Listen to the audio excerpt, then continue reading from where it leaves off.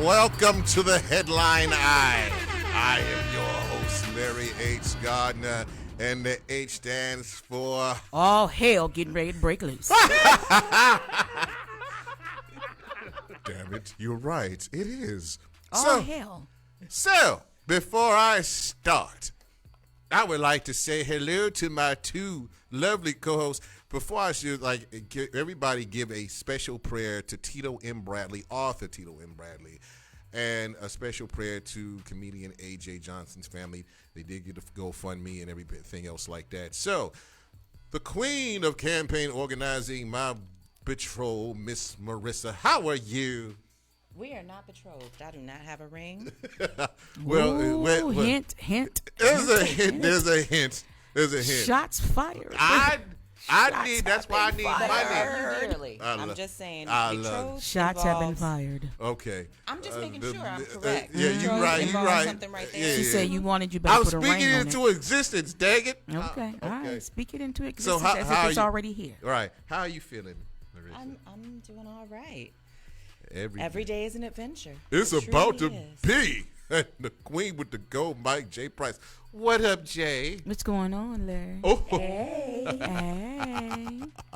you right. All hell's about to break loose. But first, the matter is that I got to get something off my chest. Oh God. You know the George Floyd bill that was supposed to pass through the Senate and everything else like that.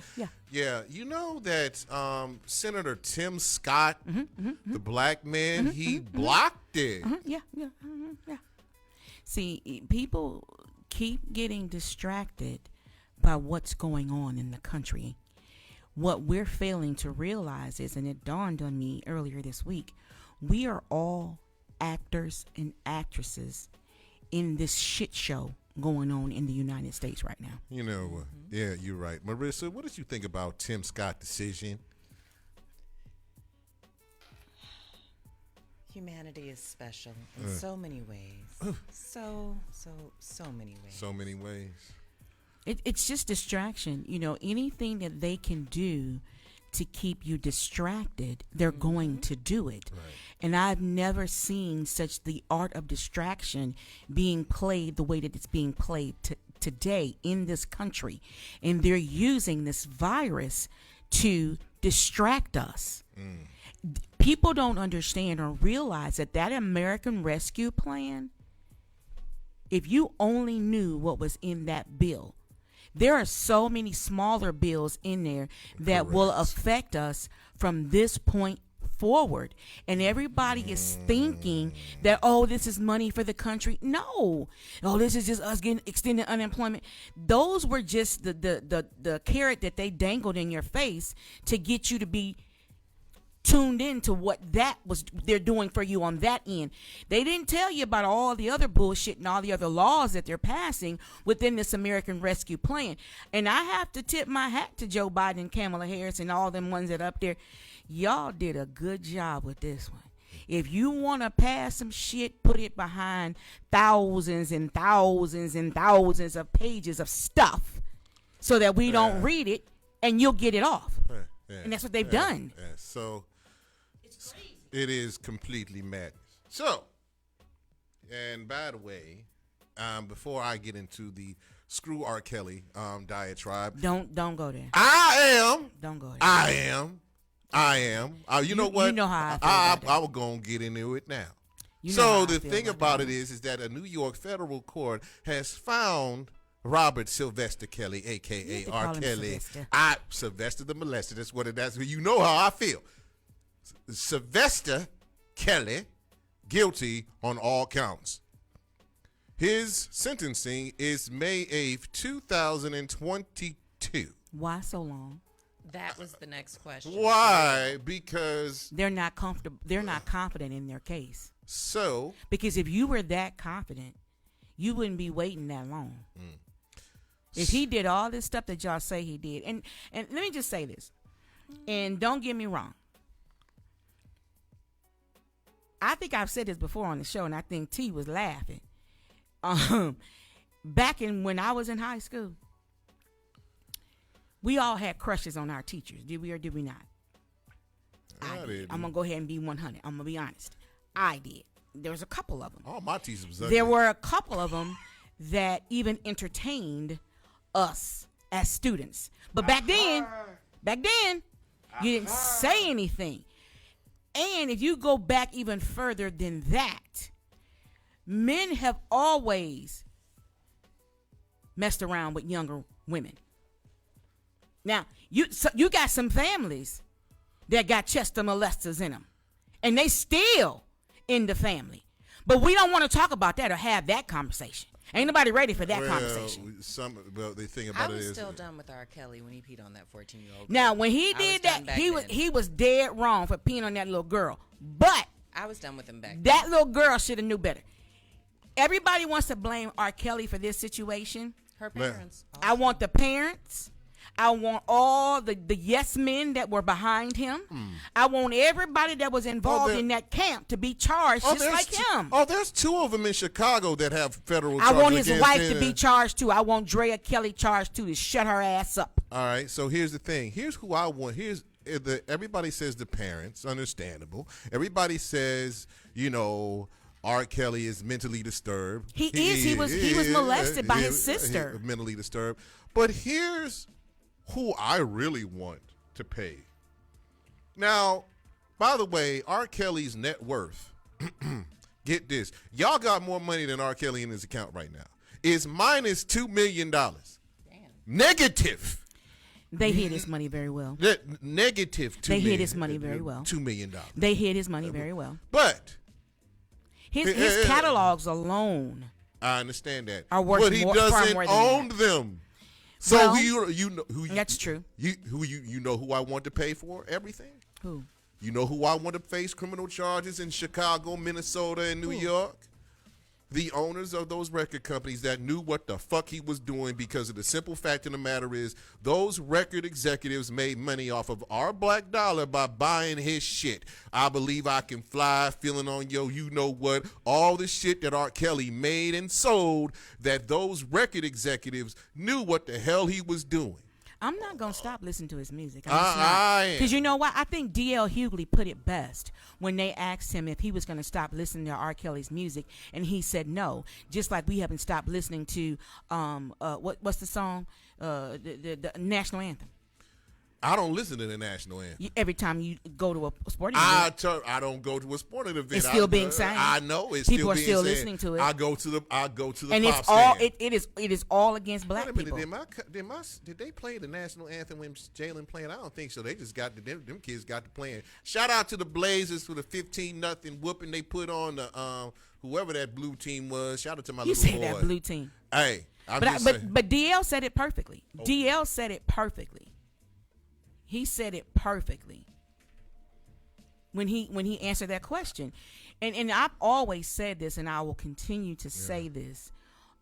We as African Americans, we are the only ethnicity that will eat our own and regurgitate us back up again. Well, you know what? I agree, except for the simple fact I just don't think that Robert Kelly does not count in this case. Harvey Weinstein ain't been charged. You know what? Harvey Weinstein is doing 25 fucking years. And he's still 25? That's all? 25? He's doing 25. 25, and he probably can get out in 10. 25, plus he still got to face charges in California. Oh, Jeffrey Epstein dead. Somebody So killed we him. think. So we think. So we think we think he dead, or you think somebody killed his So ass? I don't think he's dead. I think the royal family killed him because Prince Andrew was on that island with Epstein. I think the royal family had him slaughtered. I think they had something to do with it. Remember, Prince Andrew and the royal family is known for killing people. Ask Princess Di. Oop, you can't ask her. She gone. She dead. So the thing about it is, I'm just going to say this. I'm just going to go down the line to all these dirty-ass pedophiles that like to mess with children as a father. Fuck Harvey Weinstein. Fuck Jeffrey Epstein. Fuck R. Kelly, and fuck anybody that thinks it's okay to mess around with little children. Fuck you, motherfucker. No, by the way, fuck you coons that are blocking every single damn thing that is going to help African-American people. All you fucking sellouts around here, today is the day that you get your fucking just comeuppance right about now. I'm sick of this bullshit. Your who? Your just come Just comeuppance. Comeuppance. Just come up it. By the way, anybody that talks about African American lives and they matter and talking to African American children, but endorses white candidates that like to block, that believe in voter suppression, fuck you too. That's all I'm saying. Who you talking about? Is that a fact that he did voter suppression though? Yes, it is, Kevin. He was Kelly. actually found guilty Yeah, he in was. Ohio's Supreme Court for obstructing the delivery of the petitions. Yep. I don't care who I piss off today. Pastors, preachers, former council people. Jack leg passes. love that saying. Ass wipes. But the In it. law, not to cut y'all off, but the law says no matter about your history, you could be a politician no matter what, right? No, you can't be a felon. You sure? Yeah. Okay. So the thing about it is that at this particular point in time, and my guest has stepped into the room, so we're going to get to him afterwards about that bullshit that happened in East Cleveland and how people are so stupid. So I think that's people in general. Humanity is special. Mm-hmm. Humanity We're is definitely something living in a different time. We are True. definitely living in a time to where people are disengaged, and they're disenfranchised. And I think they don't even realize that they're disengaged and disenfranchised, and they think that they're doing, everybody a favor by not voting. And they don't even realize their role in their own disenfranchisement. Yep. We're doing it all to ourselves, and it's mostly African Americans. We are the only ethnicity that thrives on the phrase "my vote don't matter anyway." Right. So I'm going to say speaking of the endorsements, that's going to come down to it after I just, said, what, if R. Kelly goes to prison for life, I wouldn't be I'll probably be dancing You the gonna jig. back up off of Aura? I'm not. I will never. You gonna leave Aura alone? Yeah, listen, tell the prison system didn't. So, hey, it is what it is. But Now he's gonna pay for what he's done, and I don't have a problem with that. I just have a problem with the fact of the people that were around him knew. R. Kelly can't even read. He can barely speak. He can barely put a sentence together. But he's very musically inclined. I was reading something today. They saying since he can't read or write, they say his contracts might be void. So it might be some going on. To get his money because they said those contracts might not. Yes, he doesn't. He cannot read. He's smart when it comes. He's musically inclined, but he's not smart to where he can read and add stuff up. He's really a mute. well, here's the thing. I understand all that, but the bottom line is that everybody who was around him, the yes men and things of that nature, they all turned on him at that particular point in time. They said he was the criminal mastermind behind all the human trafficking. And I don't even believe that. The thing My about question Which that? is, so if he has difficulty reading, writing, even just having basic conversation, however, he is able to pull things together. He can wonderfully write music. musically. Is that also probably a result of the trauma that he experienced from the molestation by his sister? possibly. That's possible. That's possible. And so these companies Knew that. they knew it. So they Then were he- basically pimping him. Exactly. And He just, so they was were pimping pimping them him. girls. Well, the companies technically were pimping the girls too when it comes down to they it. gave him whatever he wanted. Whatever he needed, like a spoiled little child. Yes, to in order keep to the get him hits to coming. Yes. And the thing about it is that our So black it's all dollars sick. have It made. is. And the thing about it is, I say that if you want to play his music, if you have it already, don't buy it because, like Anita Baker has said, that she didn't get paid off of her masters. She bought her masters, Right, though. she She was- just got possession of them. Good. The thing about it, is that like some of these artists who are broke, record companies gonna take 65% anyway. These record companies are good at hoodwinking and bamboozling African American artists. And that's why I don't understand why some of these girls, boys, whatever that are out here, they see these artists and they're all glammed up. These people are really miserable. They are miserable. And broke None of as that fuck. stuff. Yes, none of that stuff belongs to them. Right. It's all on borrowed time. Oh. It's borrowed. Speaking of borrowed time, let me talk about these endorsements real quick. So, former Ward 7 Councilman Bashir Jones has endorsed Cleveland City Council President Kevin Kelly for mayor. Did I not call it? She called it. She called it. Damn you, Jay, you did call it. I don't know T-Rex, whether to pay you or be disgusted. Did you find it? Did you find it? You want to play it now? All right, so we're going to play this clip now about last week's show. 2 weeks. 2 weeks called- ago. She called it two Two weeks weeks ago. a- 2 weeks Jay ago. completely just on the dot. Too bad you can't coach the Pittsburgh Steelers right about now. Don't go there. Don't get your ass tore out the frame I about my just Steelers. said. Don't go there. Right. Shut up, T. So wait a minute. But you must agree that I've been telling you on this show that Big Ben Roethlisberger must go. I've been saying Ben needs to go for about the last 3 years. Yeah. 4 years, actually. Ben is our detriment right now, but we ain't on him. We'll get to that in a minute. So, Play the clip, T. Play the clip. We're about to. This is WNRV 108.1. So we're about to play this clip right now. I'm giving Jay credit for this. You got it? It's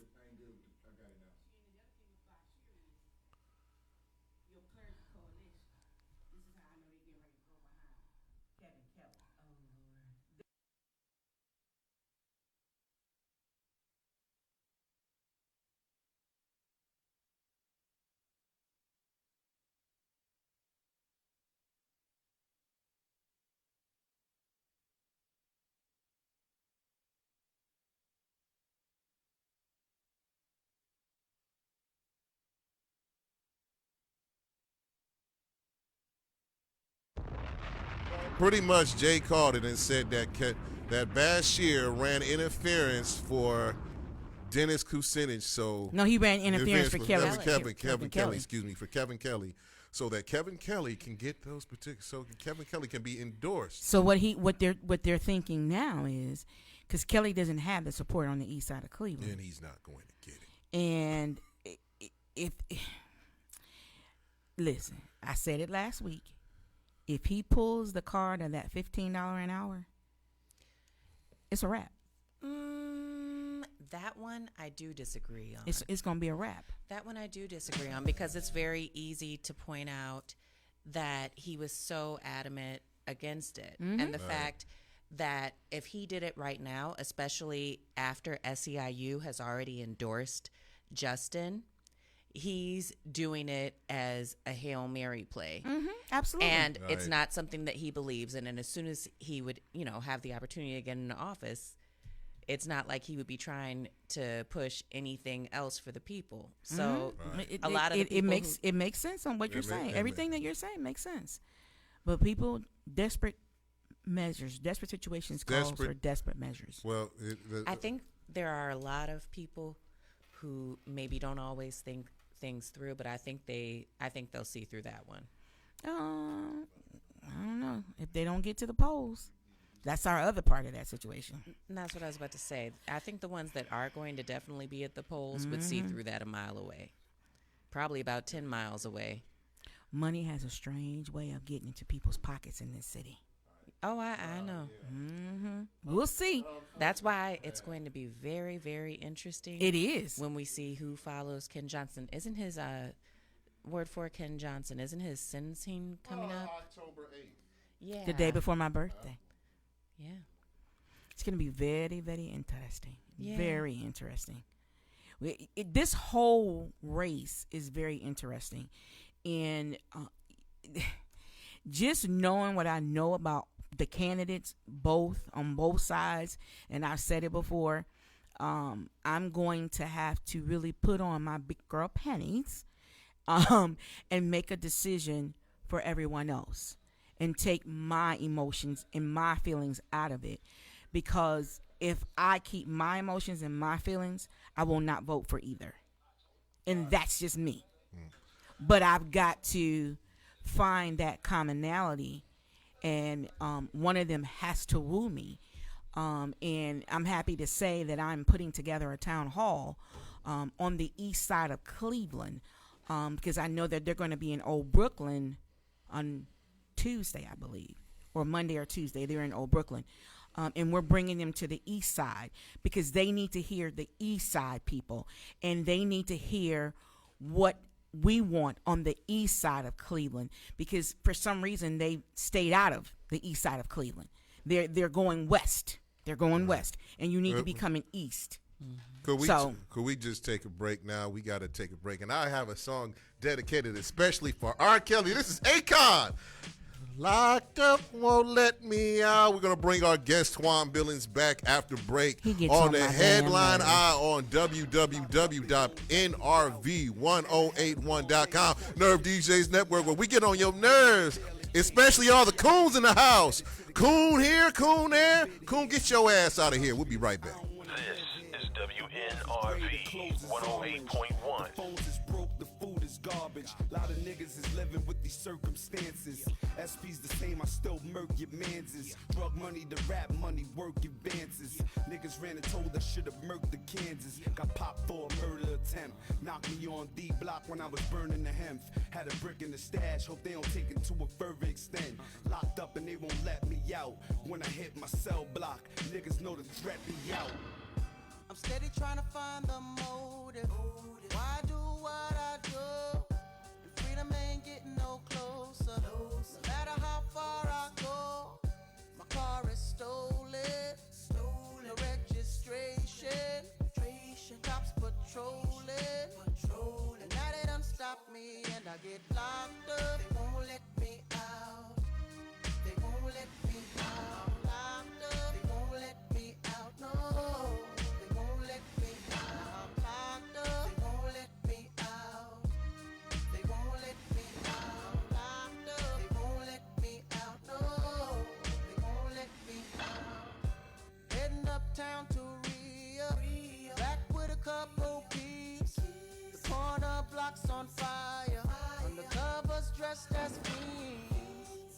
Making so much money. Products moving fast. Put away the stash. And as I sold the last bag, fucked around and got locked up. They won't let me out. They won't let me out. My nigga, I'm locked up. They won't let me out. No. They won't let me out. I got locked up. They won't let me out. They won't let me out. Girl, I'm locked up. They won't let me out. No. They won't let me out.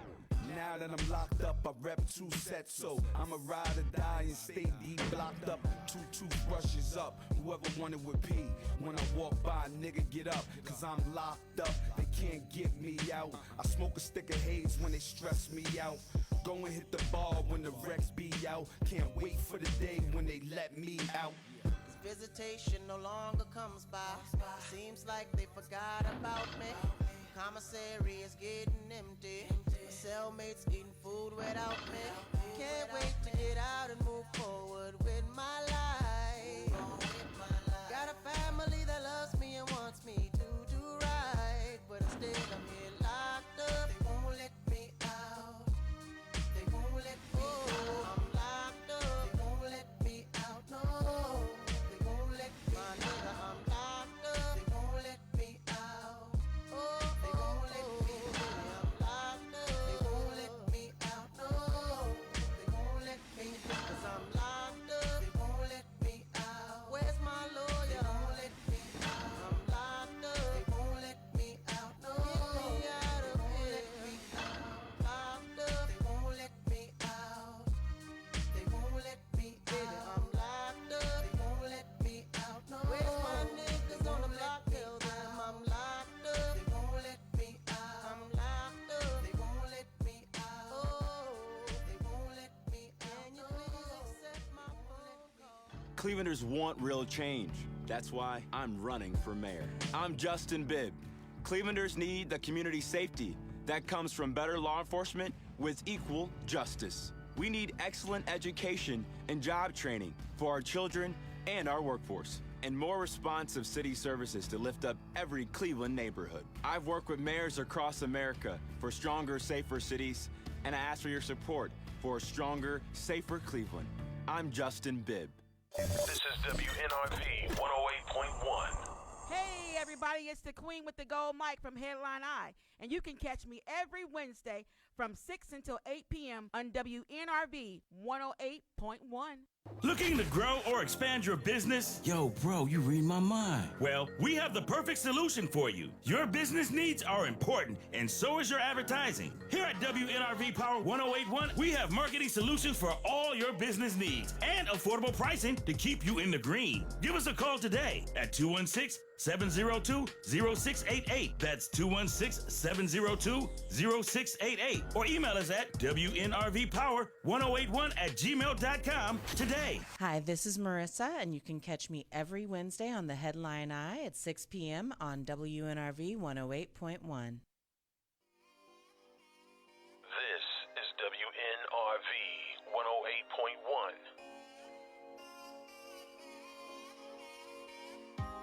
Step through the door, gave my keys to the valet. The night is still young, but it feels like I can't wait. Across the room I saw your smile, and the way you walk, it drives me wild. And I gotta know if you're coming home with me.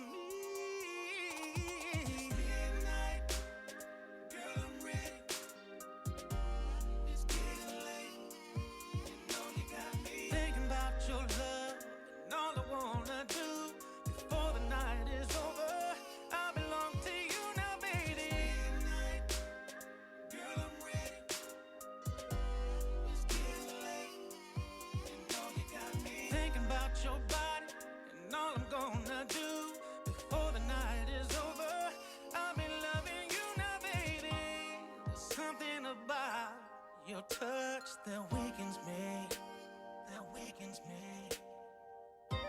and the sound of your voice can bring me to my knees. When you kiss me, feel my nature rise, anticipation all in your eyes, and I gotta know if you're coming home with me.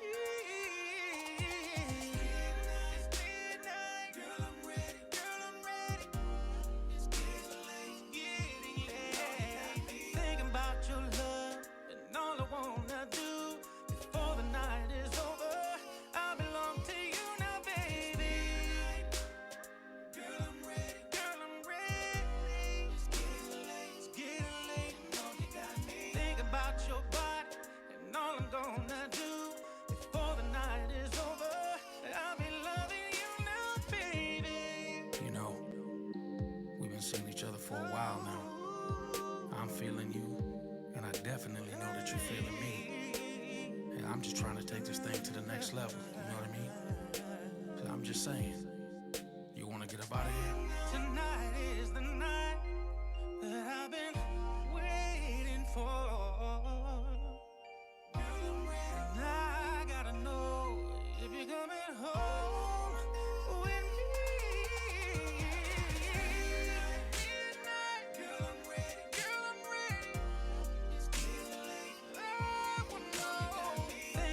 Your love, and all I wanna do before the night is over, I belong to you now, baby.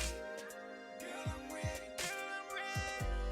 It's getting late. No, you got me. Thinking about your body, think about your body. Oh, my. Girl, I'm ready. It's getting late. You know you got me. Oh, said you're always on my mind. It's midnight, girl, I'm ready. It's getting late. You know you got me. This is WNRV 108.1. All right, we're back. Like I said before, shout out to Scott Sable after midnight. You know, I'm gonna have. Is that who that was? That was Scott Sable. Yes, it was.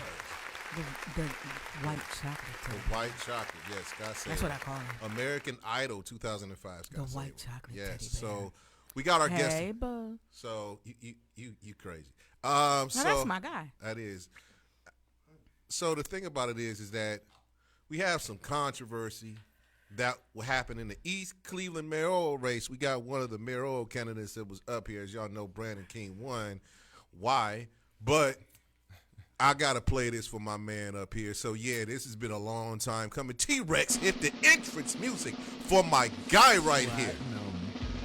So, the reason why DMX, I'm playing DMX Get At Me, dog, is because this man has been getting at the politicians for a while now. Please welcome my dog, Mr. Super Smacker, Mr. Twan Billings. What up, Twan? What is going on? Damn wrong, man. What's happening? What's happening, y'all? How y'all doing? You know you smack a mofo.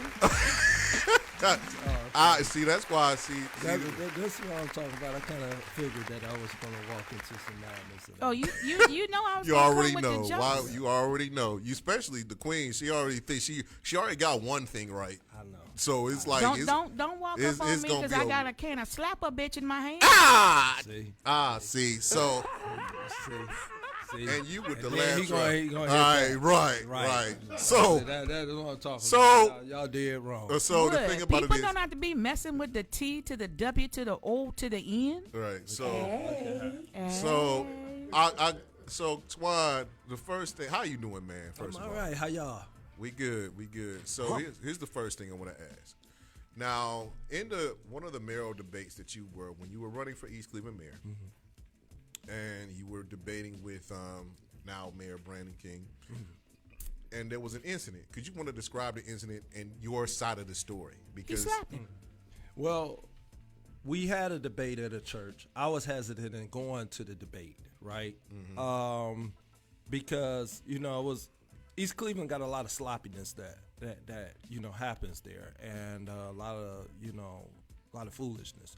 So I was very hesitant in going, and I was assured by the people that invited me that it wasn't going to be a biased meet and greet. So I went, and it started off cool. I think that what they did, they gave everybody opportunity. There's only 3 out of 5 that came. The 2 ladies didn't come. The men was there. Okay. So they made it to a point where you had to make it a choice as to who go first, who go second, who go last. So they had it in an envelope.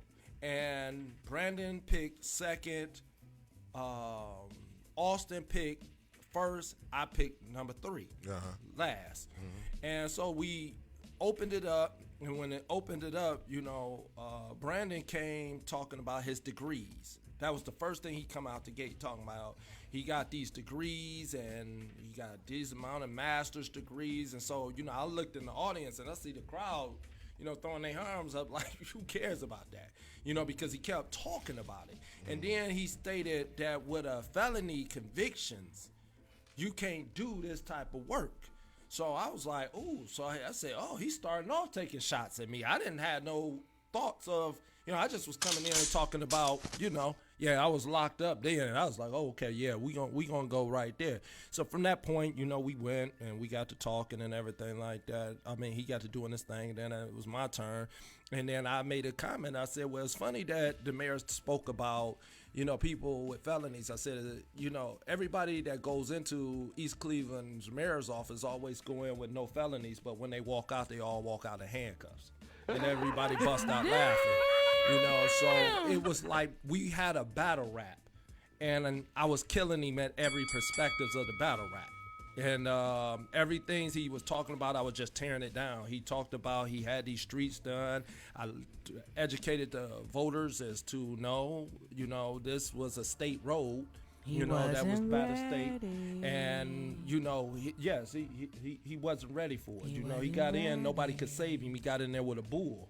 You know what I'm saying? And, by me being a motivational speaker, conducted over 1,400 motivational speeches.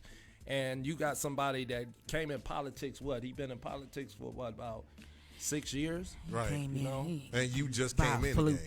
Yeah, I mean, I've been in politics. You got to look at it. I've been in Larry ever since I've been home from, prison. I mean, you look at it, ever since 2004? Right. I was a contractor all over the state. I'm talking about your campaign running. Oh, yeah.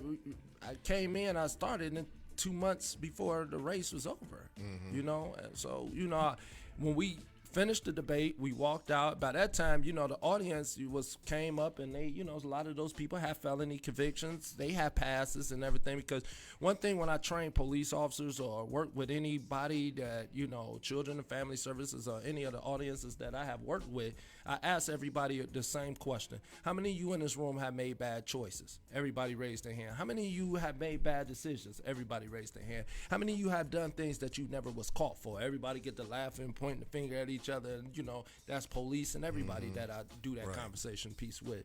And when I did that to the audience up in this debate, everybody agreed with me, but they don't care about nobody past. They only cared about the policies and what you're going to do to make the city better.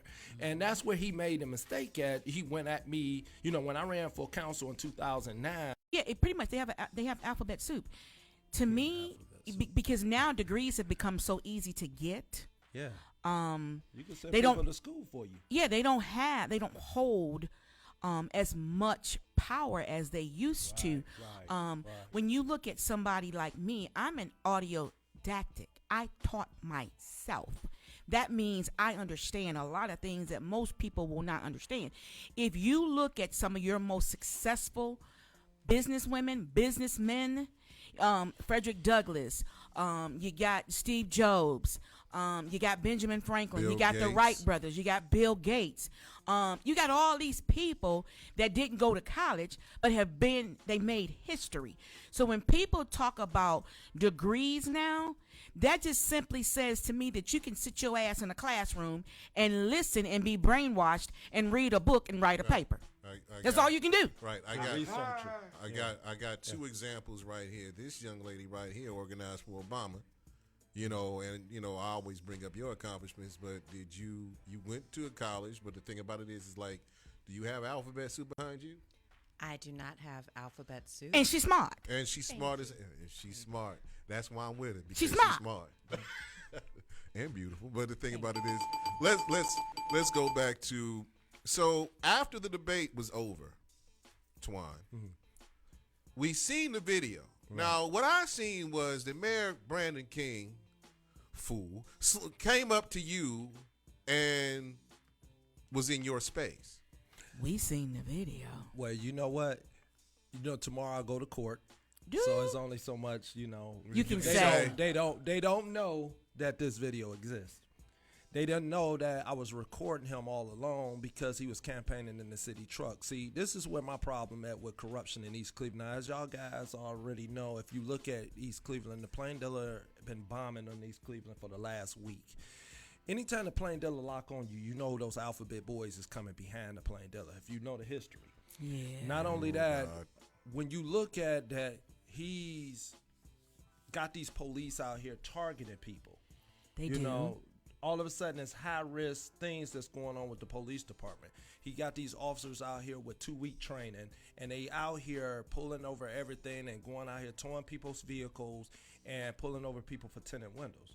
So the mayor got tinted windows on his vehicle. Yes. His brother is building a tinted window spot right there on Euclid and Which one? Noble. Sheldon?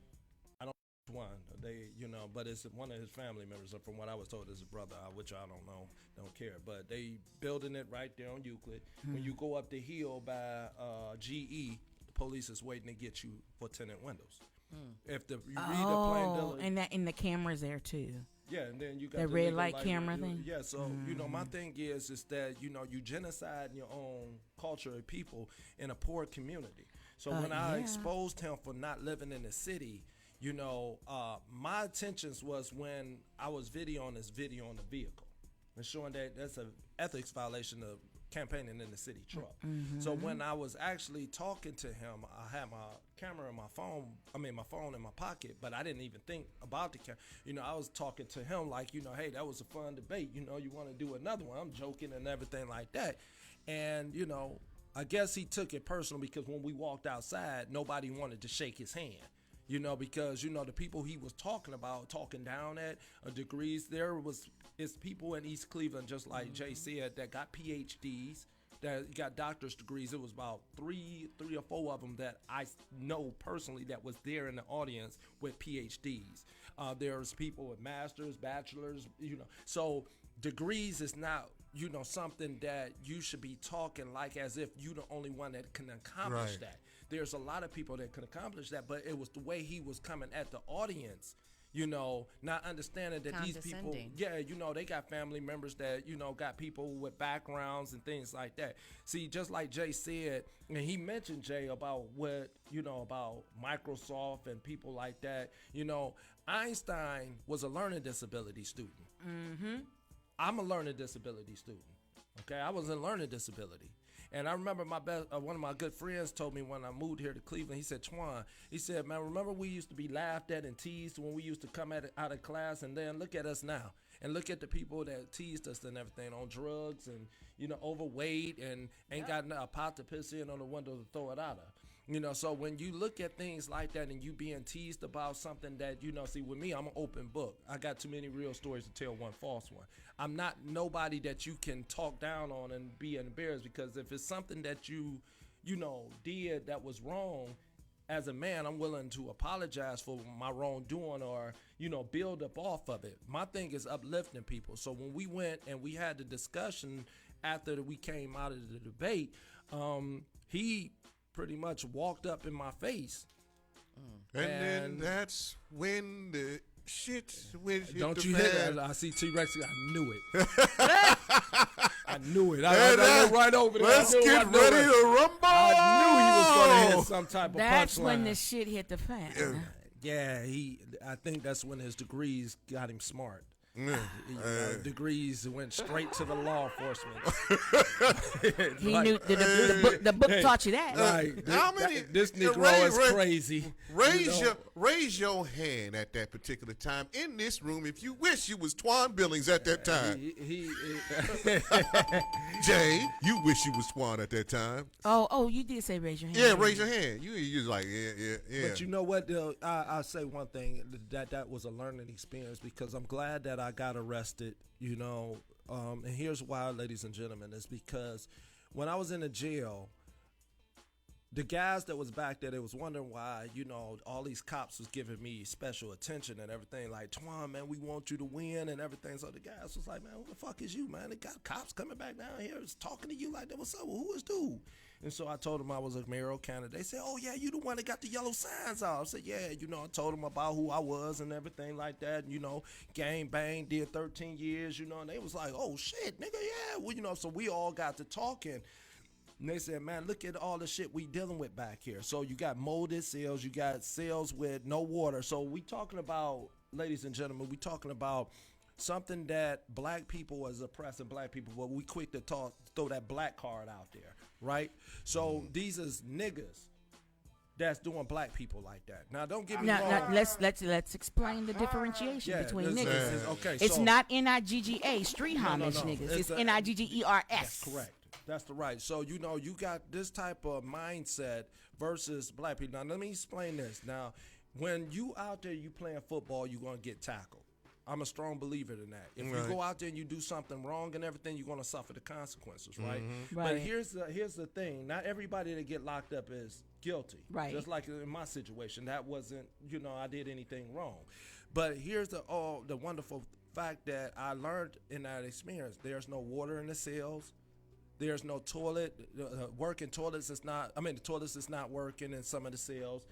Most importantly, the guys was asleep, rats was climbing up on top of them while they sleep. Oh, God. One of the guys across the cell that the guy that had the rat climb up on him killed the mice and threw it in the middle of the floor.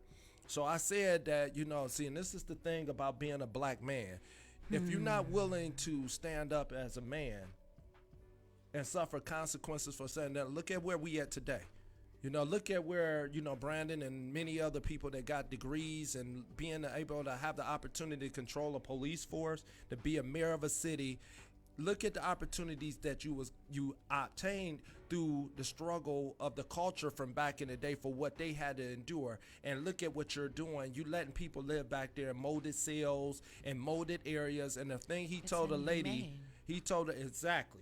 And it's a civil rights violation. Right. So this is something that we would expect, Larry, from a white, We expect that from let me not say white, from a racist. Right. a bigot. That's what we would expect from them. Not from our own people. Not from our own culture. You know, that city is too small to be imprisoning your people like that. Now, here's the Unfortunately, catch-22. there are those with self-hatred. And that's facts. And here's the thing that, really bothered me the most, that I figured that, Brandon told one of the ladies when we was at the polls that lady said something to him about the jail, and he said, fuck them. They deserve it. What? We got a bill. Yeah, he told that lady, fuck them. He said, fuck them. I heard him when he told her that. He was like, as long as they got a bed and a meal, they okay. They do that. He said That's that what about the jail, when the lady asked him about the jail, she was on, I think she was on Kareem Stevenson's campaign. This is how bad And she was it mad as hell when he said that to her. He says, did you hear what this MF said to me? Right. So the thing about it is that when you got a mindset like that of a person that, is believing and oppressing his people, I'm not going to say you're never going to see that, but this is a unique situation. Every day of this week, the city has been in the news because of this guy. He's the worst mayor East Cleveland history ever had, and he's going to go down like the Titanic. You see what I'm saying? Right. So my thing is, I look at life, and I'm just really worried about the state of East Cleveland, Larry.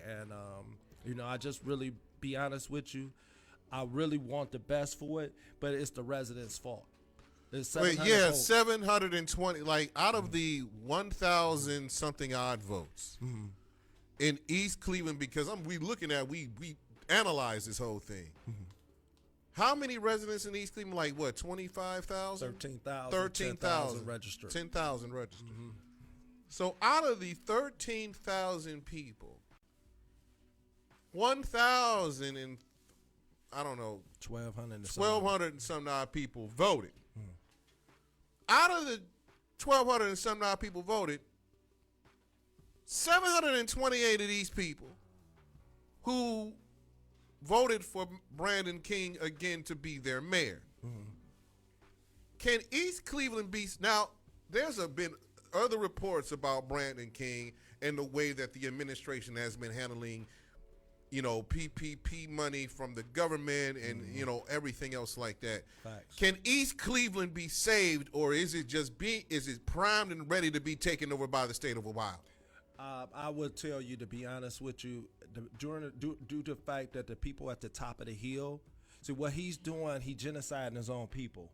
You remember in Shaker Heights how the mayor put those barriers, those concrete barriers, so people couldn't come in from Cleveland, come in to Shaker. That's what he's doing in separating East Cleveland. So you got the top of East Cleveland, which is Forest Hill, and he's separating the community. So our taxpayers' money is paying for the luxury of the people up at the top of the hill. So leaf pickup. Residents don't even know we got a leaf pickup truck. And that truck is only servicing one part of East Cleveland, and that's the top of East Cleveland. Trees and everything else, that's being cut, all the things that they get in first-class services. Brandon go to them. They don't come to Brandon. Brandon go to them. So you talking about the people like right about at Forest Hill Park? Yep, that population where the houses are really nice and you're kind of crossing over into Cleveland Heights. Right. He taking care of them and using our taxpayer money for that to be used. So there's two East Clevelands pretty much. That's exactly. So that the two East Cleveland, that was the one that he took care of. That was the one that voted for him, right? That's the one that voted for him. That's where the most votes came from. So, and the other ones came from him promising them with that PPE money that you talked about. He held up into campaigning time. That's the reason why council don't know where that money is at, because he held up and he used that on Grassmere. He cut down all the trees on Grassmere, sat with those people and made deals with them. So as a result of that, he bought people. That's what he did. He bought that money residents. was not supposed to be used for that. But, in reality, he keep finding loops. And council, by us having an incompetent council, I blame them too. And this is the reason why Brandon is playing chess and we're playing checkers. See, right now you got 3 council seats that's coming up right now. Yeah. Okay. And I don't really like the name drop, but hell, fuck it. What I'm saying? I live in that city, and it's hurting me. You got dumps that was placed in the city, terrorist nightclubs, and then radiation towers on top of our children that's pouring radiation. I lost my mother to breast cancer. So, you know, I'm serious about that. You know what I'm saying? Environmental racism. Exactly. So you got so much stuff that's going on. He bragged about his relationship with the governor, but yet and still, they trying to put a county jail right there where the dump is at. From my understanding, that is going to happen, right? It could be, and I believe it will. I talked to, one of the county council person. I don't want to say his name, but I talked to them about, talking to the residents. Listen, you can fight for them, but if they're not willing to come out and stand up for themselves, then, some of the... There's nothing you can really do. I saw that, and I was like... Yeah, the 1,200 votes speak for itself. It's not that to a point, like I spoke to residents and everything, and don't get me wrong, it's not much to pick from the litter. Okay, so you got, I'm sorry, I'm going to have to name drop, no, I'm going to try and be nice. But you got okay. Go ahead. I'm gonna be trying to be nice. We got 5 council people, right? We don't got 40,000 residents no more. We dropped down up under Brandon's administration from 17,000 to 13,000. It's 4,000 exodus. Yes. So as a result of that, that's telling you a lot about his administration and his so-called partnership with the state. Let's leave that alone. So we got one councilman. Ain't got a pot to piss in on the window to throw it out of. Can't even afford to buy a car, but we are taking care of him. $9,000 in gas that he has ranked up and used on the taxpayers' money. $9,000. I'm sorry, $9,000? $9,000. Is that this year alone? He ranked that up over the time. I forgot over the few years of being in office. So you got to ask yourself, Jay, you drove all the way to Ashtabula at your job. So you got to ask how much, what is he doing? How can you be doing that? And here it is that this man can't even afford a pair of drawers. You go on East Cleveland website and you look at the resumes, and you have to ask yourself, would these people be able to run a soup kitchen? You know what I'm saying? I'm tired of it. And then now, it's like we getting older. There's not getting younger. Everybody that's in council that's mainly coming into office is heading toward the 70s. But you know what? I think, it goes that we shall lack. We shall perish for lack of knowledge. And we are perishing. I don't even think people really understand just how quickly we're perishing, because we don't want to get the knowledge. And when we find someone that's giving us the knowledge and trying to guide us in the right direction, we want to buck and go in the opposite direction, not realizing that we're doing ourselves a disservice. Death. Well, in East Cleveland, if you look at East Cleveland now, look at Euclid Avenue and look at how it's been repaved. They're doing that for a reason. Euclid Avenue is a main thoroughfare that takes you all the way into New York. Facts. If you look at how they're rebuilding and building out and repurposing along Euclid Avenue, something is happening. I'm on Euclid Avenue, and you see all these little pocket parks. I have Caucasian neighbors moving in across the street from me today. They moved from New York to here. I've seen other Caucasian people that are looking at houses on my street that are moving here. Something is about to happen along Euclid Avenue. And what they're trying to do, and I think I've said this before on the show, the way that East Cleveland is being ran reminds me of New Orleans in the lower Ninth Ward when Katrina hit. Well, you know what? They want to get the black people out. Right. But the people in New York, when Katrina hit, and I was in New Orleans after Katrina hit, and I went there, and I went to the lower Ninth Ward. I went to Pontchartrain. I got to see how all these bodies, these caskets, they don't bury you underground anyway in New Orleans. They were floating around, so I got to see all the destruction from from New Orleans. And Bobby Jindal and his crew down there, they were doing the same thing. They were getting all this money from the federal government, but what they wanted to do is they wanted to create this new New Orleans, and they wanted to build market rate housing in the lower Ninth Ward, and they wanted to push those people out of the lower Ninth Ward. Why? Because it's very valuable. They wanted to do the same thing for Pontchartrain, but the guy that played in his name is Wendell. He played in with Leela Rashawn when she was on, when it was Whitney Houston. Waiting to Exhale. Waiting to Exhale. Waiting to Exhale, yeah. The first boyfriend she had. His parents still live in Pontchartrain. So what he did was he went and got investors, some of his actor buddies and actress friends, and they raised money to bring Pontchartrain back to where it is today, but they built it even better. So that way Jindal and his people couldn't get to Pontchartrain and do what they wanted to do. Bobby Jindal and his crew, they were going to do whatever they needed to do to get the black people out of that lower ninth ward. But what people don't understand, when it comes to them people in New Orleans, baby, they are resilient. So they are resilient. So what about East Cleveland? Can East Cleveland residents be resilient in your opinion? They don't have the mind. The people there don't have the mindset to be resilient. Well, sorry, not sorry. I would have to agree. I think that the residents, it would take outside agitation in order to get them mobilized, because it's not to a point going door to door, to knocking on doors and talking to people. The biggest thing that does the biggest bomb, just like what Jay was stating, you got to be careful at watching the genocide of how these people operate and how they move. And the wonderful thing about this whole thing, you can actually tell a story before it actually get ready to happen.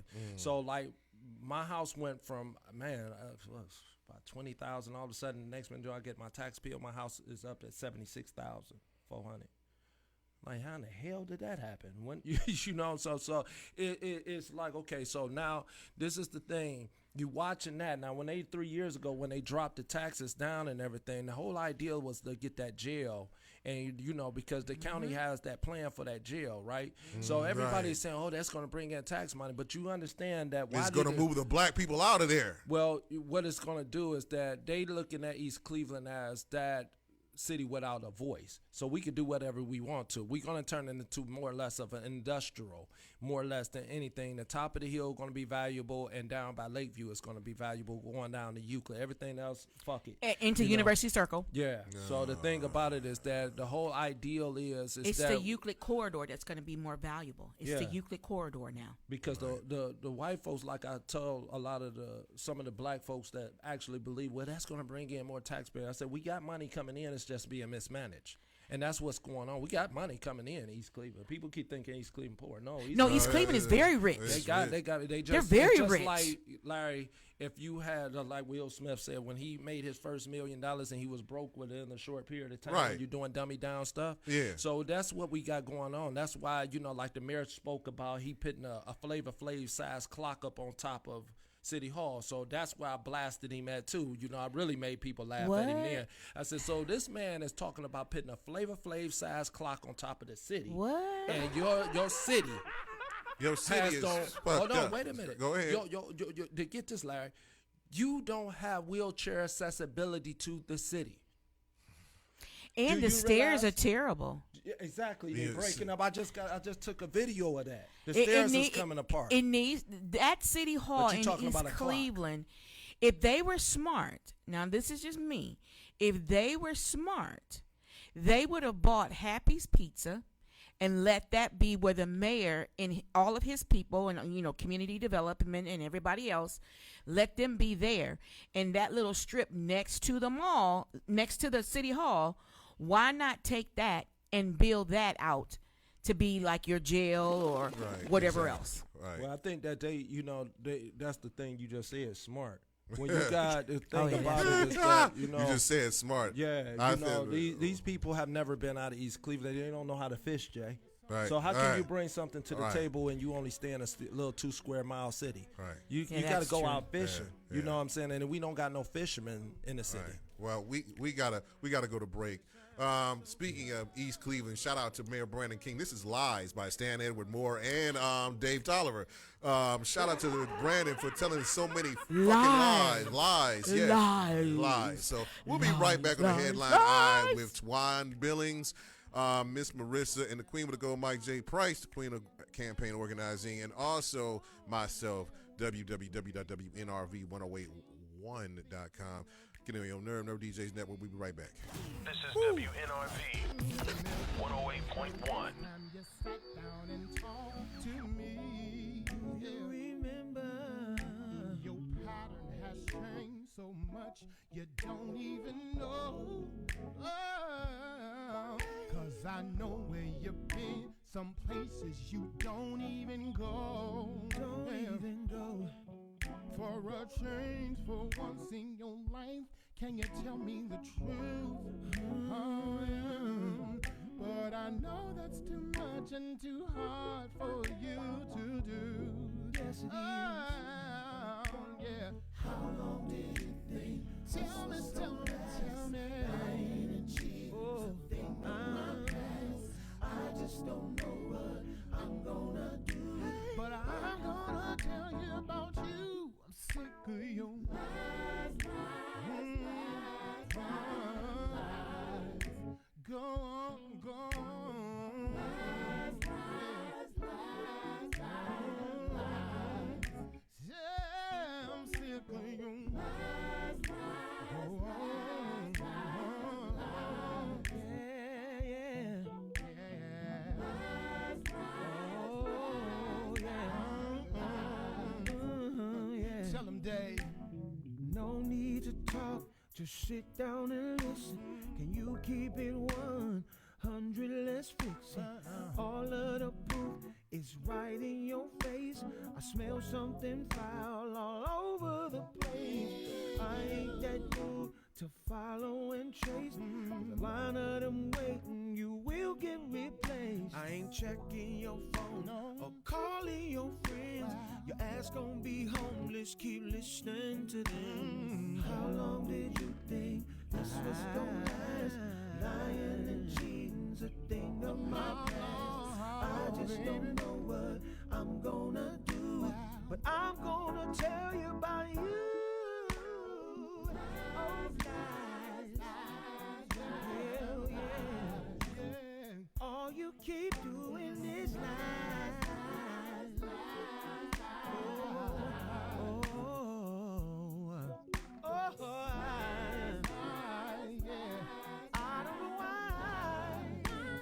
Treat me this way after all that I've done.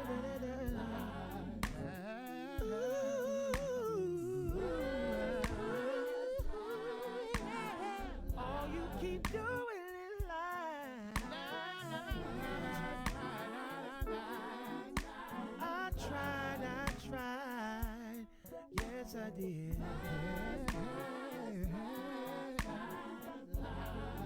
Never wanna do right, no.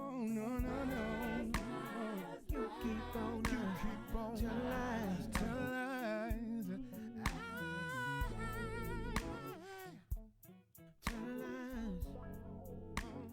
You keep on telling me lies.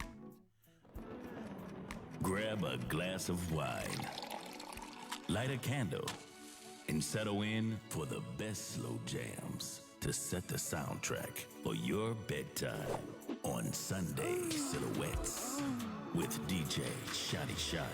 So be there from 8 to 10 p.m. 2 hours of love on WNRV.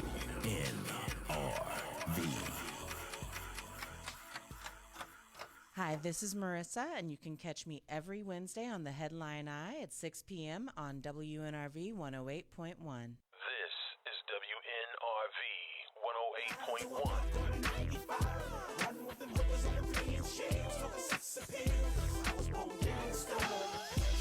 Don't play with me in the game. I'm as well as they come through the night, baby, out of the sun. Equal a superstar. Cause I'm a gangster. Now let's get one thing straight. You're fucking with a nigga that's liable to catch a case. I turn your birthday to your worst day. Bitch, I have you on a high-speed chase on the first date. Trifle, I'm so affiliated. The screenery got me sedated and feeling faded. Hood like the life of a rider on chrome wires and switches. A nigga with more pride than Richard. A yellow young star, posted up with the tiny homies in my mama's front yard. A hood pioneer, can't function without the smell of gunpowder and fish frying in the air. I'm a shice nigga, jack for ice nigga. Bitch, you got the wrong nigga if you want a nice nigga. I'm Dub C, fuck the MC. Catch me in the MC on a buck 20, bitch, fuck with me.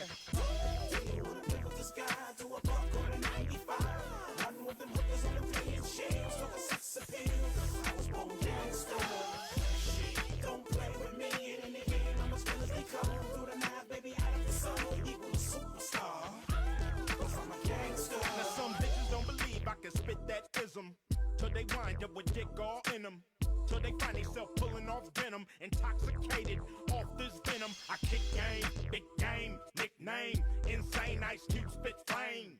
Y'all niggas gon' feel it down range, body feel strange, no brain. I'm a throwback that know how a gangster do it in a whole act. Get off the dick if you don't wanna blow that, cause bitches treat the hoes act like Prozac. Now there's gangsterism and tribalism. All right, we're back. That was Ism by the West Side Connect Gang. Ice Cube, Dub, C, Mac 10. O'Shea Jackson. Ism. Oh, God. You have a crush on Ice Cube. That should have been my baby daddy. I'm not saying nothing else. I'm not saying O'Shea nothing else. Jackson should have been my I'm not baby saying, I'm daddy. not saying that, Marissa. Should have been my baby daddy. Huh? I just live here. All right. You just, if Larry know how I feel about O'Shea. Yeah, just don't mention Ice Cube. That's all. This is like I love O'Shea Jackson. golly. All right. Kim was gonna have some troubles on her hands if I had a guy behind backstage with him, baby. It's gonna be You know what? over. Shout out to Kim Jackson, his wife. Okay. I am not about it. Listen, I don't want him now. I He's too don't old. like. Okay, just make sure that you don't come. If he does come in here, don't. Is he coming?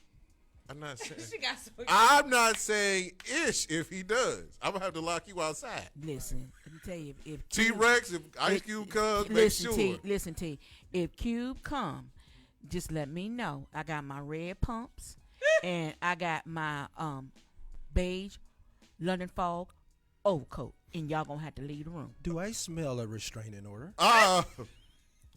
Y'all gonna have to leave the room, Big time. baby. Twan, all right, Twan. Let's get back to our guest in studio. I Thank you very mean that on everything. You are nasty. I quit. Like I said, do I smell a restraining order? I think you like from him, probably so. All right. Yeah. Oh my God. This is not Triple X. It might be. This is the Long as y'all headline. out the room. This is the headline I, not the headline XX rated. All right.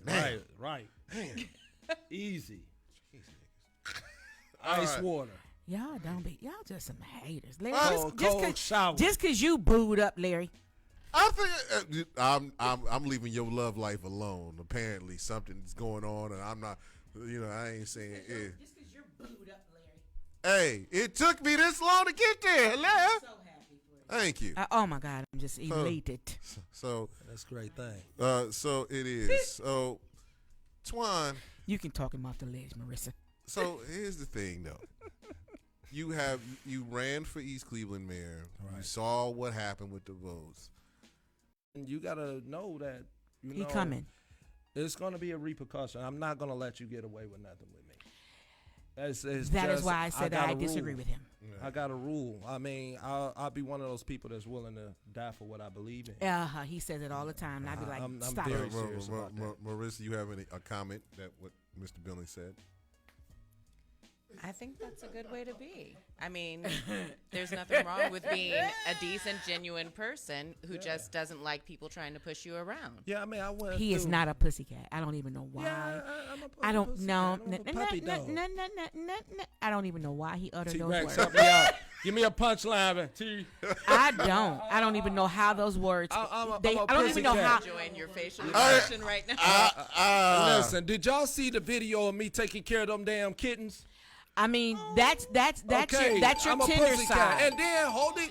What about the squirrels? Or what was those things? Hell what was no. those things that I had? I know you. Nope. Raccoons, the baby raccoons. Nope. Come on, I seen that and I was like, oh, he in his nurturing stage today. But Yeah, let somebody call him and pop off. You know what? I mean, I listen. He ain't no pussycat. I love you, Twan. I'ma say that. But when it came to motherfuckers that got on your nerves, you blocked a couple of people, including my ass, and I ain't do nothing to you. Okay, now that's it. Now, okay, here's the thing. This was a while Pussycat back. my ass. Right. I was being sabotaged by the faketivists in the city. People that you think that was cool with you was all along backbiting you. I had the pleasure to learn. I did 13 years in the penitentiary for a crime that I didn't see. And again, I'm not saying that I was an angel. I did do a lot of bad stuff. But in that particular time, when I did 13 years, my family died during the time I was locked up. So it gave me an opportunity to have, make a promise to God to come out and do the right thing, right? So, when I came out, God gave me a lot of opportunity. So people get jealous of that. And then, you have an inner circle, and then all along they'll be right behind you, but then at the same time they stabbing you in your back, and you don't know that all along. So then, Larry, I kept being followed, and I couldn't figure out what the hell, I go to the left, I go into the ramen noodle section and everything, boom, she's in the ramen noodle section.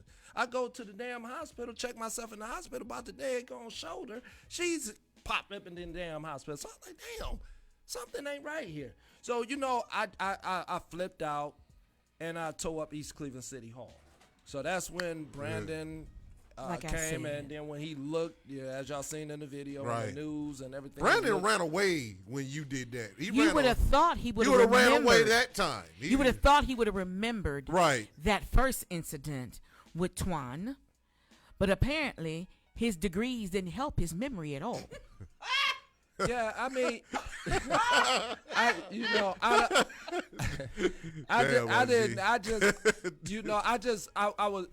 panicked it, and then, so people wanted to start talking about me, and, I didn't have no idea what the hell was going on, man. I was getting arrested every damn week. Everywhere I was going, listen, everywhere I was going to a damn library. Damn. And the police would run up on me and say, you ain't supposed to be around the victim. I'm like, what the fuck? Like, what did I do? You're like, can I read a book in peace? Yeah, I didn't. Every week I was getting arrested. So the news threw me up on the news and said that it was me that was breaking this restraining order. And I'm like, what the fuck? If nobody didn't get your side of the story, go ahead. Wait, so someone who was stalking you was my ex. Right. Got a restraining order against you, and then she was stalking. Because I tore up City Hall. So one of the idiots, that's one of the council people, let her know that I was up there during the times that she was stalking. She broke in my house, stole my laptop, put federal information that she went to federal prison for into my laptop and started to stage my ass to go to the federal penitentiary. So it was a lot of crazy stuff that I went through. I dated a narcissist. And what happened is that she took the restraining order out on me and kept staging my arrests, following me around, had tracking devices on me and everything. See, I train women, and this is the reason it made me back off of training women, because she took the information and used it against me, and shit was working. And it showed me, because I did 30 days in jail for I was the one being stalked. And then when they finally caught her June 10th down at the Justice Center, clear on the video, they seen the video, they caught her at the Justice Center. She tried to stage another arrest and everything like that, and nobody still haven't done nothing to her. You got that footage, it's brilliant. Yes, I've seen it. Yeah, I've seen the footage. Yeah, so my mouth hit the floor. So you can imagine how many people were sitting up there talking shit about me and everything like that. The theatrics was, oh my God, it was Oscar. Deep down inside, you just misunderstood Twan on the law. Yeah, I think that the past. It's always your past. Yeah, you're a good brother, man. Yeah, it's just like they used that against me. No, and the judges was dogging the hell out of me and everything. It was the time you look around when brothers is getting set up and murdered or robbed, girls is involved because they know that lowers our temperature. When guys, deal with the women, we don't have our hammers on us. Because we always gonna keep our hammers on us. But when we dealing with our ladies or dealing with somebody we close to, and you don't have your hammer on you, and everybody know you to be a street cat. That's right. And we going to the projects? Man, come on, think about this. Anytime that a woman is murdered, who is the first person they looked at? The boyfriend. The boyfriend of the husband, right? Boyfriend, husband, baby daddy. And anytime that a man is murdered, what do? They look at that man's phone, see who was the last person he contacted. They're going to see it's probably a woman, and then they're going to shake her up, and then what she going to do? Tell on Pookie and Boo Boo and them. Right. And then what they're going to do, they're going to let the woman go because she keeping the cycle going. It never fails. Every woman that I know that have set up guys that I know personally, not one of them was charged because they gave up the persons that killed the person, and then they acted naive. It's a situation that when I looked at that, that's what made me pop off, like that, because I'm about like with the situation that was up here. if it's okay if I talk about it. Go ahead. So, J.O. give me a call. He said, now I hooked him up with you remember the group Total. So my man Nap is the one that the manager of Total, and I hooked him up with J.O. J.O. called me one day. I'm on the back. Now, man, I got an ankle monitor on. I'm on house arrest because of this situation. So I'm on the back of my deck, and I'm sitting there. I'm fucked up. I'm fucked up because I got police. I went to jail for 30 days. I got all these cases I got to fight.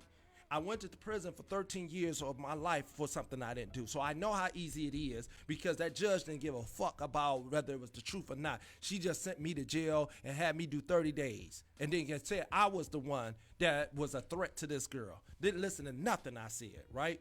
So all along, I'm sitting back on the porch. I'm messed up, right? I get a call from J.O. He said, Twan.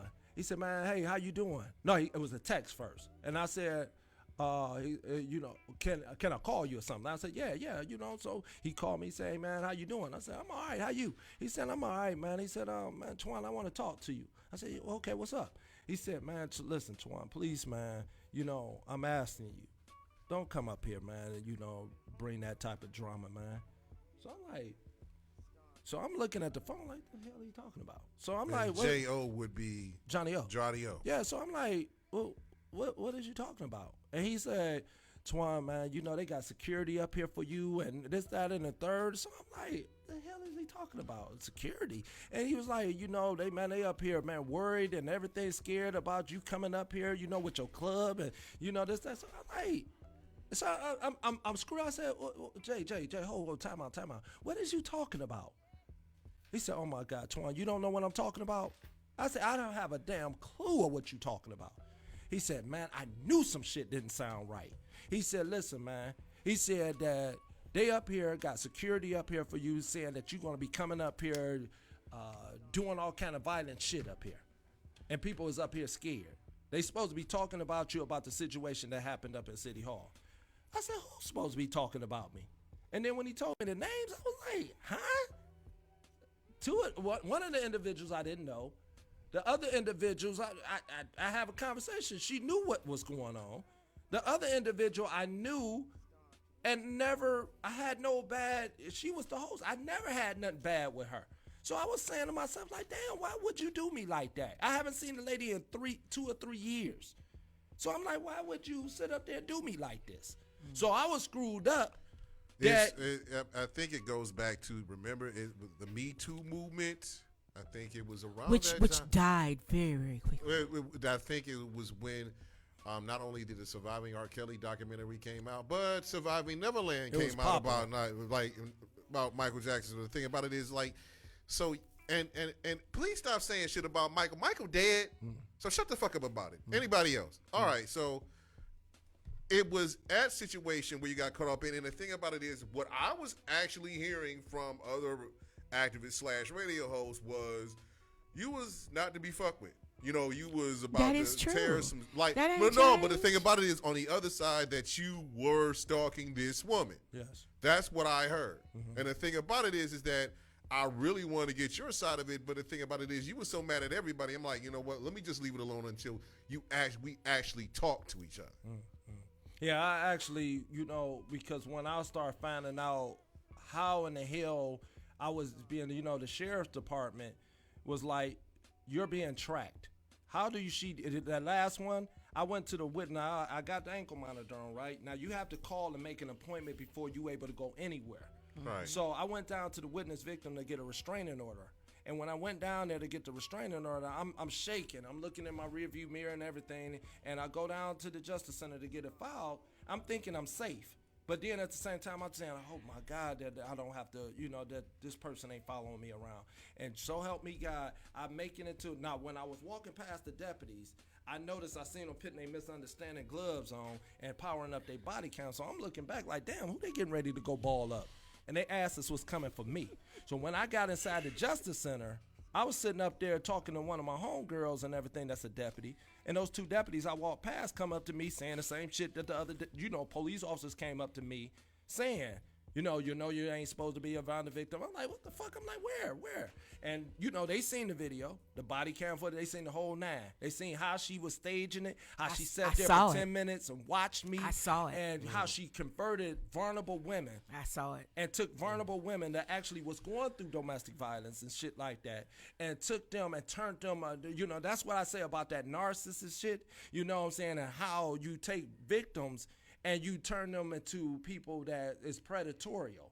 You make a movement out of something that, everybody is not guilty. All these men locked up for rape cases that they didn't do, because there's women out here. There's a difference between a woman and a female. There's a difference between a man and a male. You understand? And a lot of these people out here is females and males. And as a result of that type of fuckery, you know what I'm saying? That cost me 30 days out of my life. And I'm still mentally fucked up about that. I'm so pissed about what had happened to me, because I'm saying to myself, the activist was letting her know. One of them. Let me. Yeah, breathe. We gonna get away from this. Can we go to break? Yeah, we need to go get away from this. Commercial break. Yeah, we need a break. So this is true. Because he was getting worked up. Because that's traumatic. That is a very traumatic. You don't want him to get worked up. Right. This is True So Davis right now. I'm sorry. I don't want him to get worked up. We'll be right back on the Headline Eye on www.nrv1081.com. Nerve DJs Network. We'll be right back. This is WNRV 108.1. I got it all. And when you think of us, baby, don't doubt it. No doubt at all. I wanna show you that you're fine. Show you just how bright you shine. Love is what that's over time. I'm so happy that you're mine. Just what you want, and I know just what you need, and I'm here. Right here. Said I know your heart is weak, but I got just what you seek, girl. I'm here. Right here. Don't worry about your past thing. Don't worry about your past friend. Girl, I'm gonna be your best friend. Your best friend. I'm in this thing to win. When it comes to love, you've closed the door. But I'm here to give you what you need and more. Girl, whatever they won't do, I'm gon' do. Oh, baby, I vow to.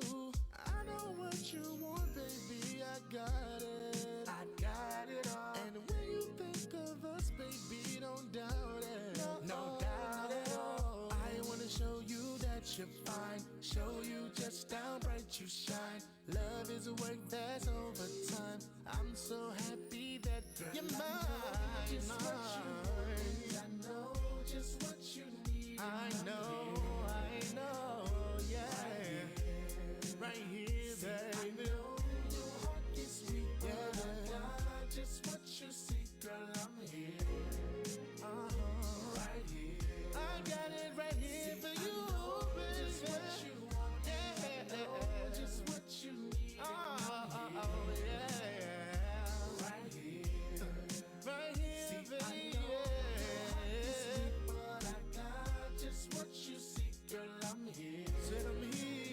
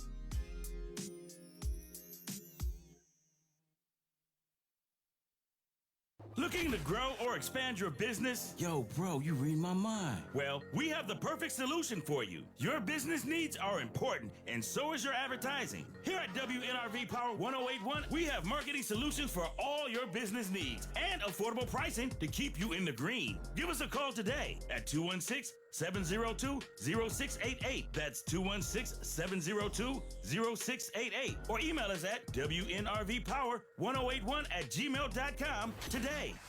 What's up? It's your girl, Arthur Ivy Lee. Tune into the Headline Eye on WNRV 108.1. This is WNRV 108.1. Up in your meat click. Yeah. We back, motherfuckers.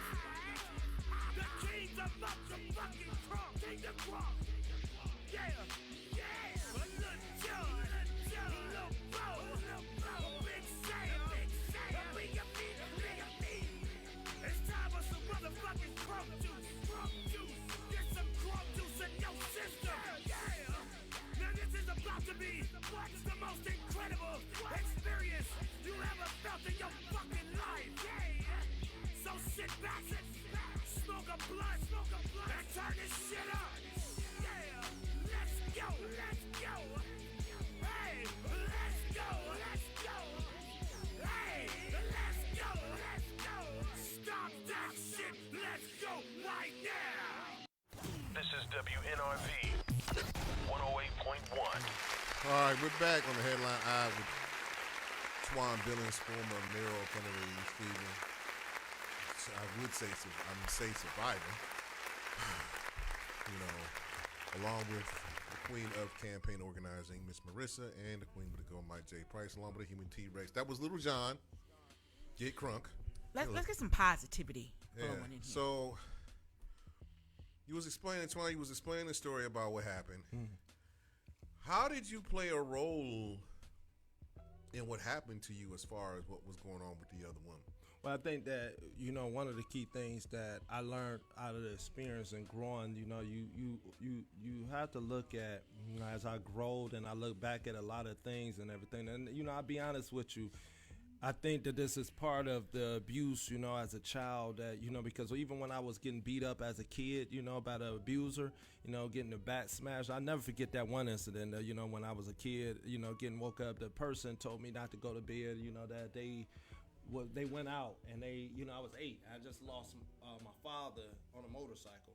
And, to the mic. Oh, sorry. To the mic. And next minute, you know, I fell asleep. I was looking at a scary movie, fell asleep, and that person broke into the house and smashed my face with a baseball bat. I didn't go unconscious, but my face was swollen up and bleeding. That's where a lot of these scars around my face came in at. So, you know, what ended up happening, I go through a lot of nightmares about that, and I think that, you know, the individual, when I wake up in nightmares from the PTSD and things that I suffered from that when I stayed in Los Angeles and everything like that, you know, I just look at it and say to myself that when I look at that situation, I wish that I could have, you know, really been strong enough to say, hey, you know, because she was going through what she was going through, but I learned that that's what I needed. I needed a nurturer. You know, I needed to, you know, nurture her, and it was one-sided with me. You know what I'm saying? Because, you know, I was the one that was suffering the most, you know, in my opinion. But I didn't understand her struggles either, you know, as to why, you know, she was doing the things that she was doing and stuff like that. And I didn't, you know, pretty much, you know, comfort her when she caught the federal case. You know what I'm saying? Because I didn't have no idea she was involved in the shit that, you know, I was like, damn, you know what I'm saying? You know how you see the women dating guys that's own real estate all overseas and private jets and 18 wives, and, you know, I had no idea what I was involved with. So, you know, I think that she wanted to actually be with me, but she didn't know how to be in a relationship. And I think out of that, you got two people that was messy. And as a result of that, I talked about her. And when I talked about her and made her, you know, laughed at her, oh, yeah, Becky gonna get you when you get locked up and everything like that, that wasn't cool. That was childish and it was immature on my part, you know what I'm saying? And, you know, as a man, you know, at that point, that's where the male portion came out. You know, I was petty, I was juvenile, and she, you know, put it on my ass, you know. So, you know, that's something that I had to really learn, you know, from. And in that situation, like I said, I learned from it, but I'm not going to take responsibility for what she did. You know what I'm saying? I'm not going to take that responsibility, but what I will take a responsibility in my actions and be very apologetic for the things that I did do to her that wasn't cool. You know what I'm saying? And as a man, that's what made me a gangster. Because I'm able to apologize for my wrongdoing and accept it. You know what I'm saying? Because, you know, I make a mistake. You know what I'm saying? I make mistakes. I make bad decisions. You hold yourself accountable. Yeah, and that's how I try and make myself stronger and better. You know what I'm saying? I hate that it went the way it did. But what she did teach me, Larry and Jay, is who was really my friends. She had to, you know, these people that was infiltrating me was not good for me. You know what I'm saying? And I didn't know all along that these people really didn't like me. You know what I'm saying? That was really effed up. Right. You know, so she helped expose and open my eyes. The thing about it is like what was scary is that I think some of the activists, because there was not a get along, was trying to use certain individuals against my program and programs, and unfortunately he was one of those individuals. Now the thing about it is that I could be wrong, conspiracy, whatever, but the problem is that a couple of years ago when I had an issue with an activist, they did everything in their damn power to shut down this show or the program that I was on, and it didn't happen. So they were mad. So what they did was, and me and you had this discussion, they went after the one like there's two things that are very important to me in this world: God and my son. They couldn't go after my religion. They hopped their silly ass on my case against me when I was dealing with my child. Now, can I say something? Yeah. Can we let sleeping dogs lie? Can we just quit rehashing all of the negative stuff that happened? I just had to bring it up as an example. Well, yeah, and I get it, and I understand, and I respect it because I've been through it with you and with you, and both of you. I look at both of you as being my little brothers that I got to pick for myself. But we've got to move beyond it, and I know we talk about it all the time. You and I, when we do talk about moving beyond a lot of stuff. And I know it's hard for you because you suffer with your PTSD. And I always talk you off the ledge. I talk you off the ledge. But I think that we talked about it today. We got bigger problems to worry about than to keep rehashing a lot of this stuff. Because what you do is when you start rehashing a lot of it, you give those very demons that you laid to rest power again, and you resurrect them. So I think we need to leave them there, leave it where it is, and we move forward, because what didn't break us surely made us. It didn't slow you down, Twan. Larry, your situation ended up just like you needed it to. And I kept telling you all along through the whole process, Larry, it's going to work itself out. It's going to work itself out. Don't worry about it. You're going to get exactly what is due to you. And it happened. And it did, and I get it traveled now. Exactly. and with Twan, the same thing. You know, you ran for the mayor of the city of East Cleveland.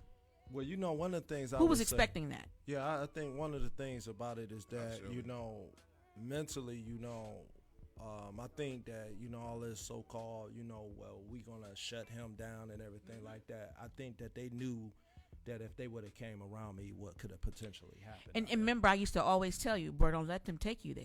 Because that's what they want to do. They want to take what you've built up. That ain't what they wanted to do. That well, in their mind, yeah, but and I kept saying they were smart enough not to come around. Yeah, they just want to take what you've accomplished, and they wanted to take it away from you because you've done a lot. You are a very accomplished man. You've done so many good deeds for this city, for women, for law enforcement. You've done a lot. And I don't want the negative stuff to overpower all the positive things and all the positive impacts that you've had on people that you've come across or who's come across you. And when I said, when I was making a joke, when he said I'm a pussycat, I'm like, no, he ain't no damn pussycat. I don't know why you saying that lie. Because he can go from 1 to 1,000,000 in 3 milliseconds if you push him and take him there. But Twan is a person that, and I think T-Rex said it earlier, he's misunderstood. And I'm misunderstood a lot of times. But I think he is very misunderstood. Do I think that he has a heart of gold? Absolutely. Do I think he'll go above and beyond for you if he truly cares about you and you're his friend? Absolutely. And do I feel that same way about Larry? Absolutely. These two are my little brothers. And that's how I look at y'all. Y'all get on my damn nerves. I'm just going to put it on out there. Larry, I tell you all the time. Twan, I tell you too. Both of y'all get on my damn nerves. But you know what? I say this. I think that with a lot of things, I think with a lot of things, when, black men is going through things, we don't have the opportunity to express ourselves when we going through, trauma.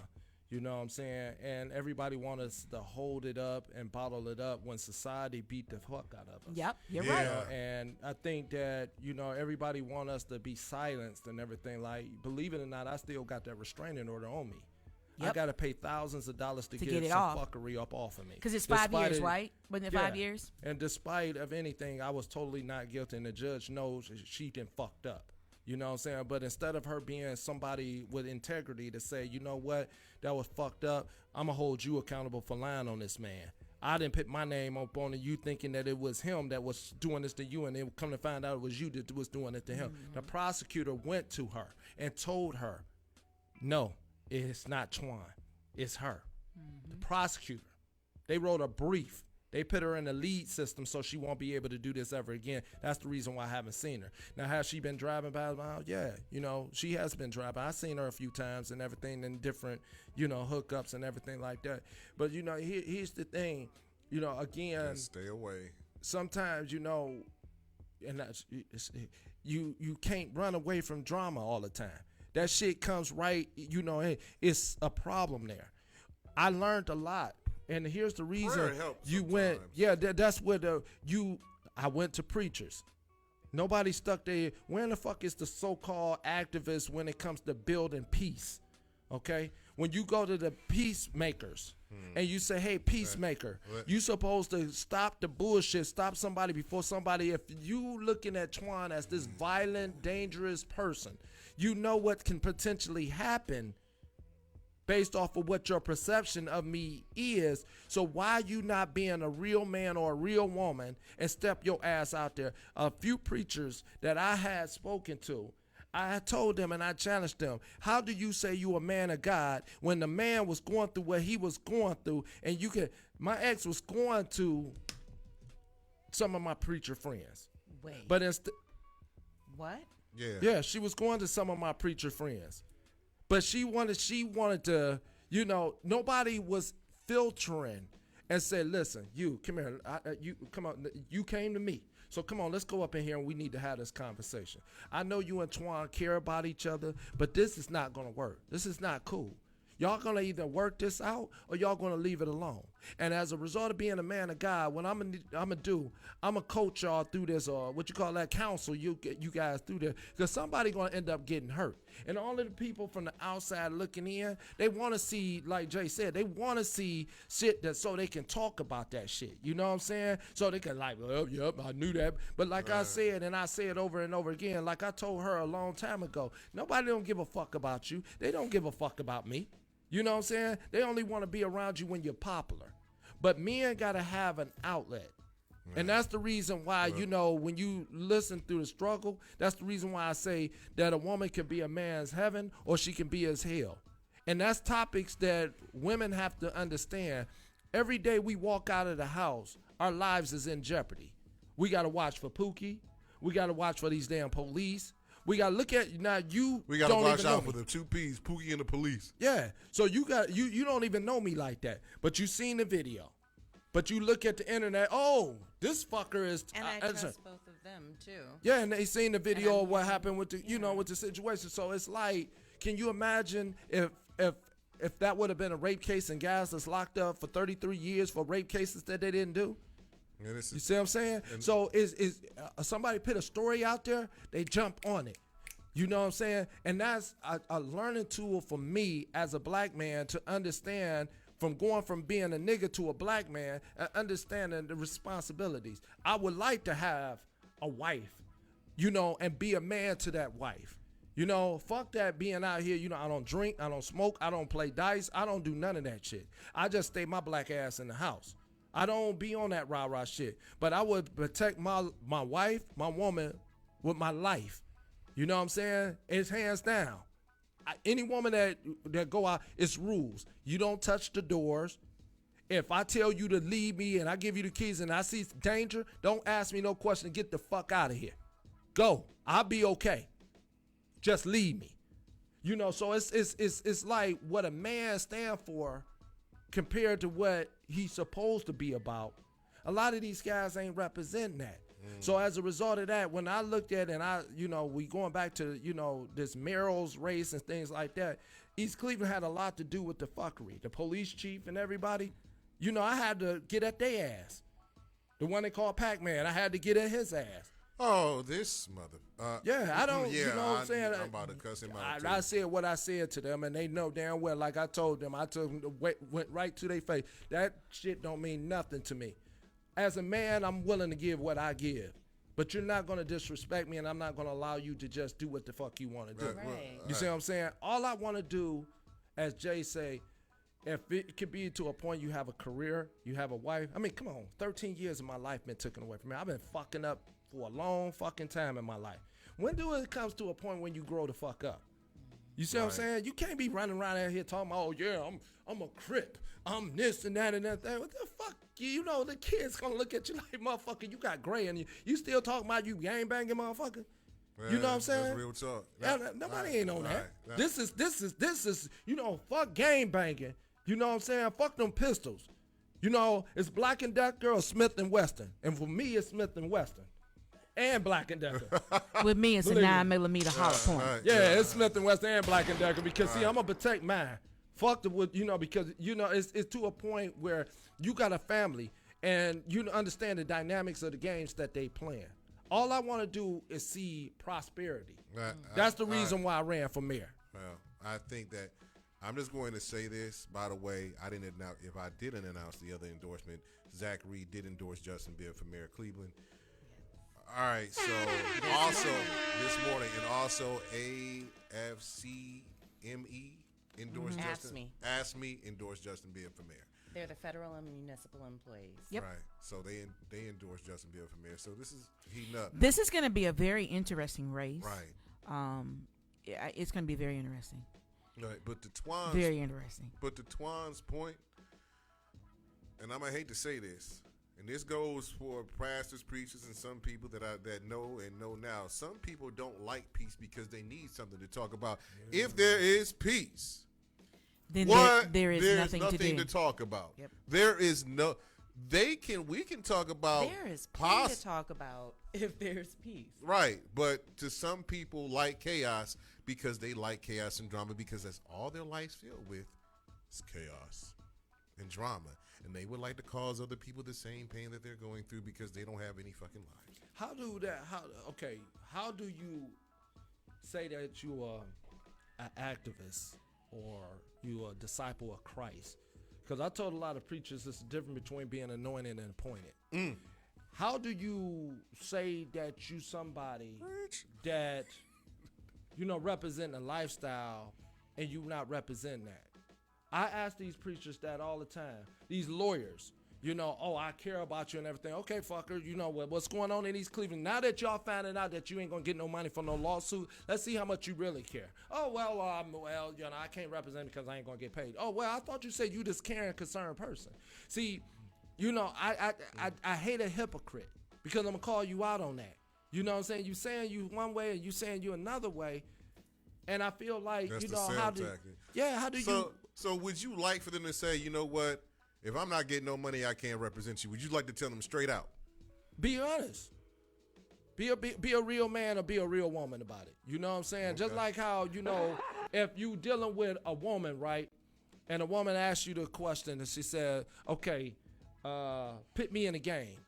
What's up? What you want? You want to fuck or what's up? And then you sit up there, you say, you know, seriously, you know what I'm saying? Fuck that. You know, we having real conversation. If you saying that, you know, you want to fuck, what's up? You know what I'm saying? Because that's how some of these women, they burnt out. And I've been in the penitentiary with a lot of these dudes. These dudes was fucking boys in the joint. They get out, they act like they real men. And they not. And then you out here, you married, and then you leave your lifestyle in back, but then at the same time, did you tell that woman what you was up in the joint doing? You was spreading it. And that's not fair to her. You see what I'm saying? Just like how these, you know, dudes is out here living foul, these women is living foul. Pit people in the game of what your fuckery is. Don't bring another motherfucker down with your fuckery. That's the reason why I say, you know, like I tell people quickly, I was a nigga before I became a black man. I learned the responsibilities and trust and believe it's a hard-ass task to be a black man. It's a growing process. You got to accept some shit that you just don't want to accept, but it's hard to be a black man. To be a nigga, I'm telling you, be like, man, fuck this nigga. I'm about to go out here and rob some shit. I'm about to go out here shooting nigga. You know, that's your mentality. I don't give a fuck. I don't give a fuck if I give my ex herpes. I don't give a fuck if I give, you know, that's the mindset. I don't give a fuck about nobody but me. Right. You see what I'm saying? And that's the world that we live in. People is too bundled up about thinking about themselves and not thinking about other people. People are self-centered and self-serving. Exactly. And that's, Jay, why, you know, Larry, I had blocked that world from trying to hurt me. I've been abused a good portion of my life. So I didn't, you know, I can't say that he did anything to me because I didn't know it, but I knew that he was in that circle. I was around that circle, right. So you had to block everything circle out. active. So everybody, just recently, I blocked a whole bunch of people just recently, okay? I had 314 boxes of food. I can immobilize, I had a whole bunch of clubs. Motherfuckers they wanted to ride. They just wanted to kick it. Have all these clubs riding and shit. I'm like, man, what's about, you know, feeding the residents? I got mothers in there with babies that can't get their fucking hair cut or get the little girls get their fucking hair done. House done got no lights in it. And we, you know, even though the food box ain't shit, but at least, you know, you're not going to say, hey, how you doing with this club? Hey, how you doing with this club? It's a whole club of slingshots and all sorts of different vehicles. Kids is impressionable about that because they'll say, wow, that's beautiful. This is showing black men and black women working together.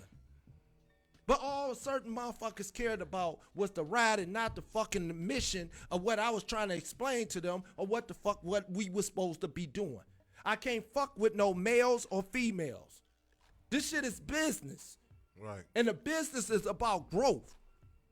Your life is a fucking business. So that's the reason why I keep saying, Larry, a man without a plan can be used by a man with a plan. White people have a plan, excuse me, not all white people, but certain people have a plan for black folks. Other ethnicities. Yeah. You Other know, when the ethnicities. Arabics come in, they make fucking money off of us. They open gas stations up, they make billions up off our black asses. When the white folks build, they build on us. We don't want responsibility. That's why we don't own shit. We're still trying to get reparations. Right. I mean, and they ain't even serious about that shit. How can you want reparations and you ain't even willing to throw rice at a wedding? Preach. It's got to be right within. Speak on it. So can't tell somebody not to smoke weed and you smoke dope. Who do that? All right, you can't like.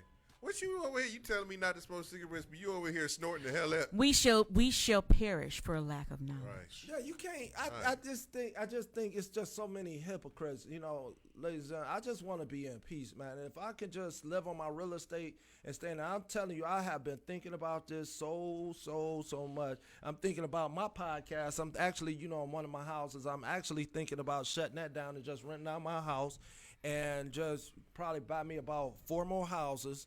And just go on and just you know, live my, you know, whatever time I have and just live, you know, in my house, you know, and just, you know, I can't I can't put myself at risk. I know that you date the wrong type of person, that could tear your whole fucking life up. Mm-hmm. You see what I'm saying? You know, like what we talking again. Y'all double know preach. exactly. You know, Jay. You know, we spoke about this because as a man, I didn't have an opportunity to, really understand what a relationship was. Mm-hmm. You know what I'm saying? You got to understand, I went in the penitentiary. I was a male when I went in. I became a man when I got out.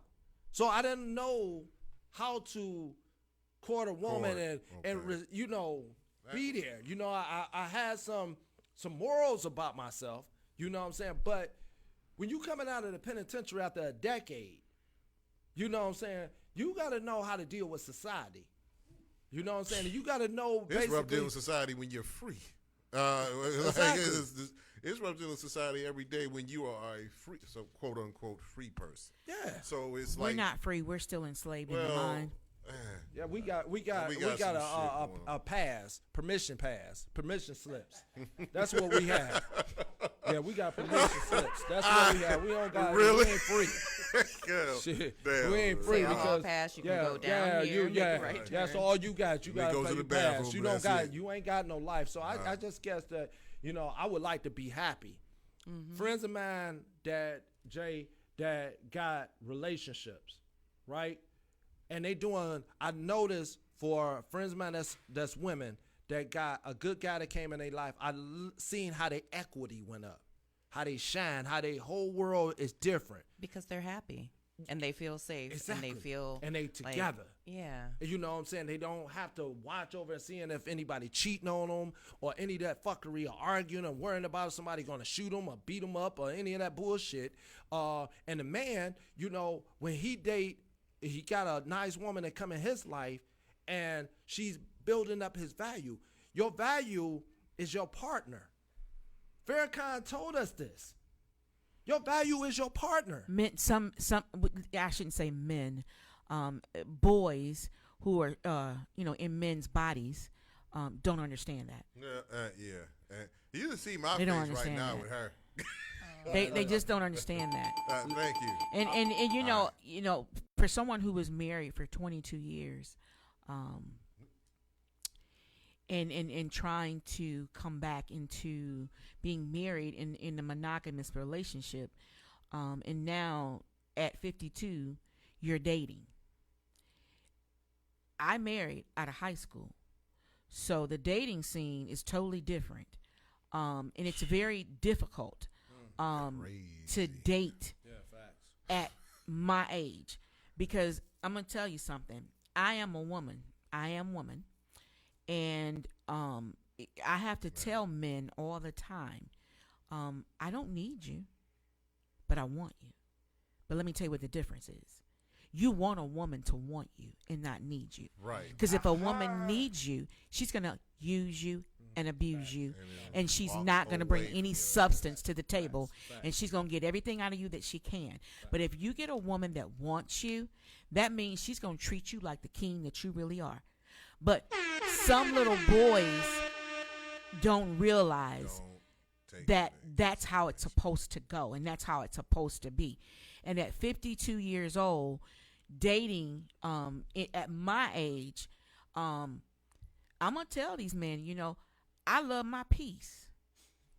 And now that I have found my peace, and if I date someone, I'm not going to let you take my peace away from me. I'll drop you like a bad habit. All right. On that note, we have to wrap and I up. did. We have to wrap it up. I'm not saying nothing else. Next week, thank you, dear. It's the Queen's birthday. October 6th. I am not in charge of what the hell is going on. It's going to be the because Queen. It's the Queen with the Gold Mike's birthday on the show. Lee Weigart is going to drop by. I don't know what else. I have another guest coming in. She's going to have another guest.